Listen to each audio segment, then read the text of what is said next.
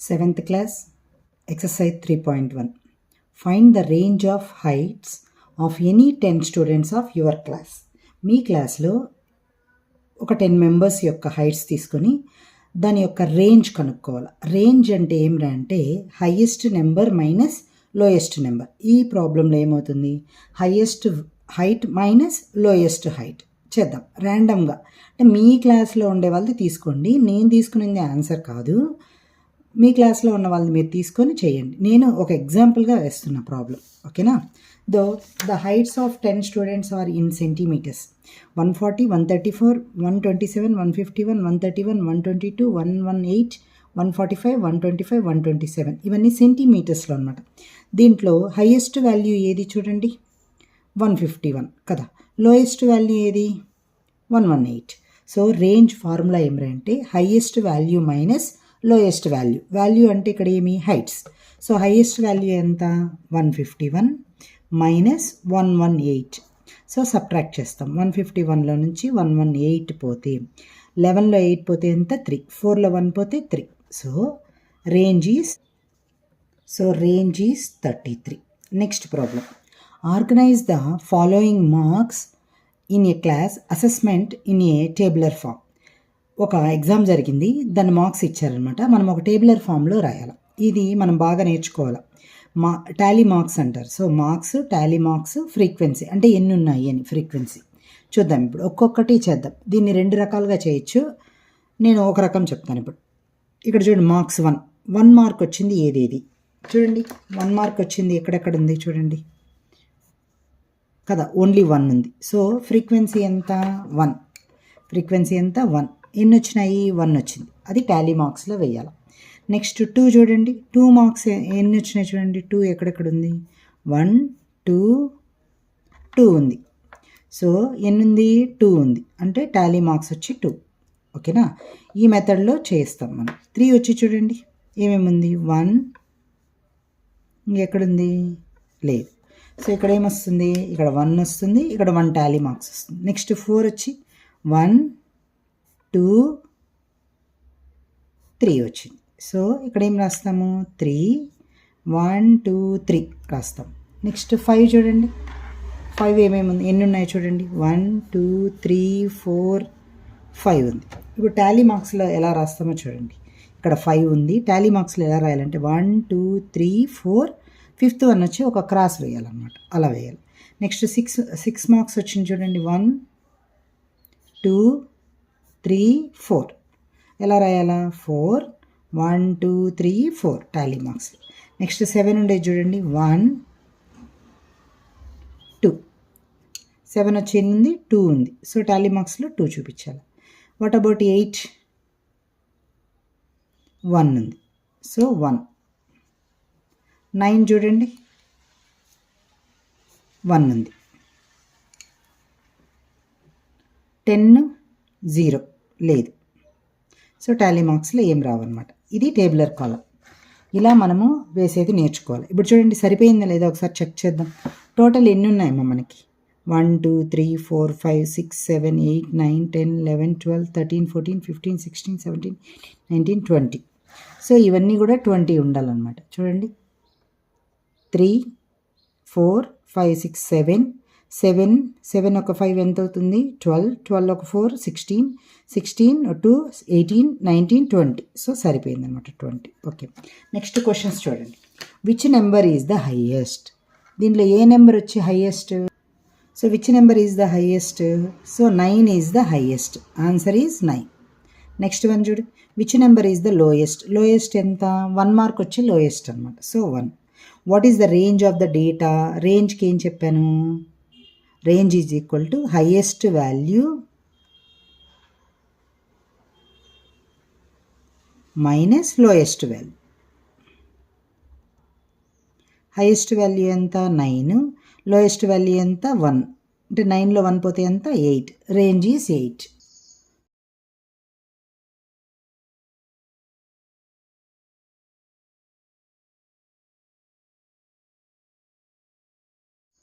Find the arithmetic mean. Arithmetic mean అన్నా average అన్నా ఒకటే అనమాట. దాన్ని ఎలా చేయాలో దాని ఫార్ములా ఏంటి చెప్తాను.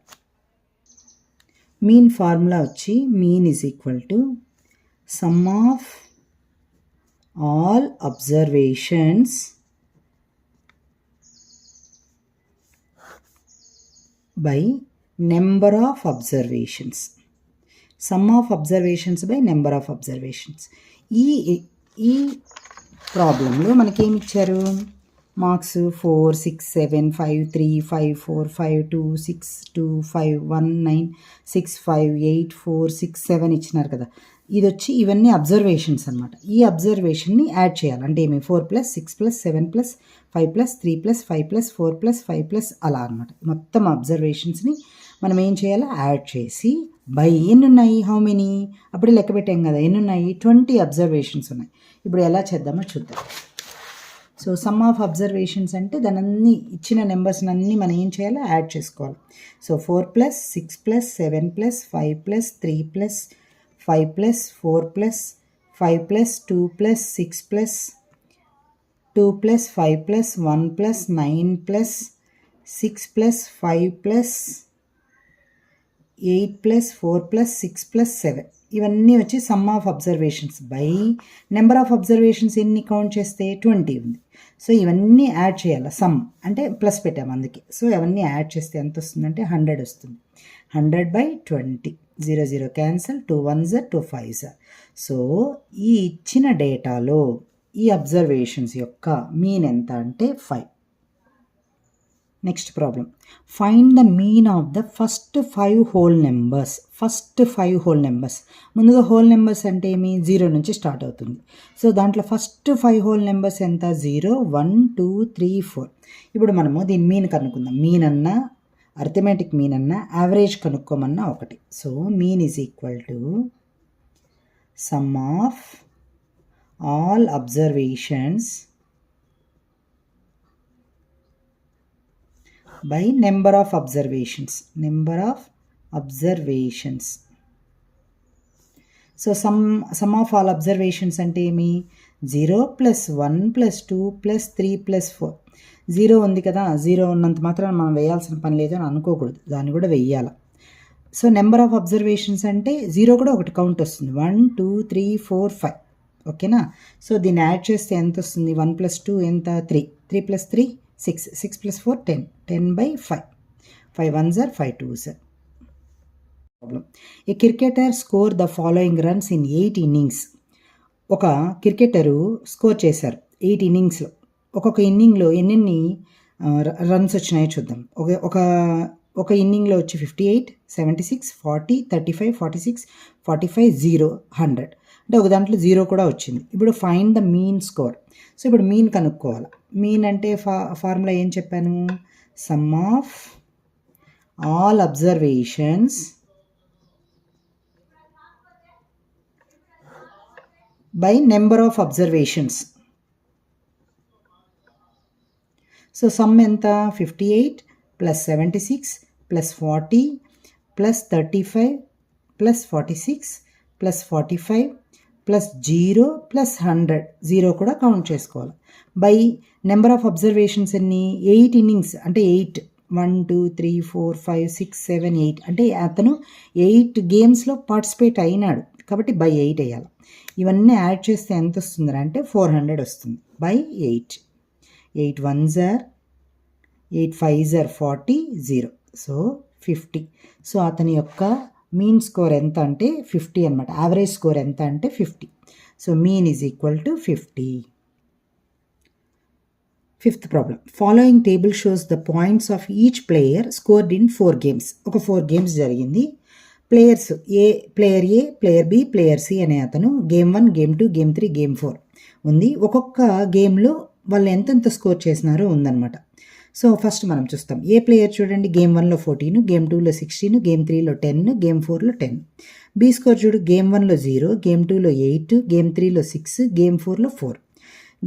ప్లేయర్ సి చూడండి, గేమ్ 1లో 8, గేమ్ 2లో 11, గేమ్ 3 డిడ్ నాట్ ప్లే. అతను అసలు పార్టిసిపేట్ అవ్వలేదన్నమాట, ప్లే చేయలేదు. సో గేమ్ 4లో ఎంత? 13. సో ఒక గేమ్లో అతను పార్టిసిపేట్ చేయలేదు. అయితే ఇప్పుడు కింద కొన్ని ప్రాబ్లమ్స్ ఉన్నాయి, దాన్ని సాల్వ్ చేద్దాం. First problem, find the mean to determine a average number of points scored per game. So A యొక్క యావరేజ్ స్కోర్ ఎంత? ఇంతకుముందే చెప్పాను, అర్థమెటిక్ మీన్ అన్నా యావరేజ్ అన్నా ఒకటి. సో ఏ యొక్క యావరేజ్ కనుక్కుందాం. A's average a sum of all observations by number of observation. A's యొక్క సమ్ ఆఫ్ అబ్జర్వేషన్స్ ఎంత? 14 ప్లస్ 16 ప్లస్ 10 ప్లస్ 10 అంతే కదా. 14 plus 6 plus 14 plus 16 plus 10 plus 10 by ఎన్ని? 1 2 3 4. నెంబర్ ఆఫ్ అబ్జర్వేషన్స్ ఎంత? 4. సో దీన్ని add చేద్దాం. ఎంత వస్తుంది చూడండి, 20 30 40 50. సో 50 బై 4 ఏమొస్తుంది? 4 1s are 4 1s are 4 2s are 8 20 ఉంటుంది. 4 5s are 20. సో 12.5 వస్తుంది అనమాట ఏస్ యొక్క average. So to find the mean number of points per game for C, would you divide the total points by 3 or by 4? Why? ఇక్కడ B యొక్క మీన్ని కనుక్కోవాలంటే నువ్వు టోటల్ని 3తో divide చేస్తావా 4తో divide చేస్తావా అని అడిగినారు. ఇక్కడ మనము బాగా అబ్జర్వ్ చేయాలి సిని. సి చూడండి, సి ఏం చేశాడు?